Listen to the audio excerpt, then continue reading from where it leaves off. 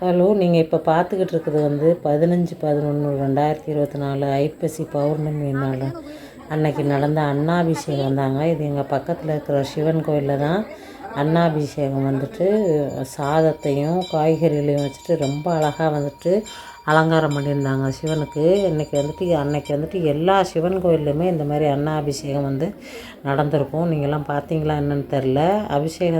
அன்னாபிஷேகம் முடிஞ்சு அந்த அன்னத்தை வந்துட்டு களைச்சிட்டு அதுக்கப்புறம் வந்துட்டு சிவனுக்கு எல்லா பொருட்களையும் வச்சுட்டு, அதாவது பால், தயிர், தேன், அப்புறம் சந்தனம், மஞ்சள், இளநீ, இந்த மாதிரி பஞ்சாமிர்தம் எல்லாத்தையுமே வச்சு அபிஷேகம் பண்ணாங்க. அபிஷேகம் பண்ணி முடிச்சுட்டு எல்லாமே வந்துட்டு தூபதீப ஆராதனையெல்லாம் பண்ணி முடிச்சுட்டு அந்த அன்னத்தை வந்து சிவன் மேலே போட்டிருந்தாங்கல்ல, அதை வந்து தயிரை ஊற்றி கிளறி எல்லாத்துக்குமே பிரசாதமாக கொடுத்துட்டாங்க. ரொம்ப நல்லா இருந்தது தயிர் சாதம்.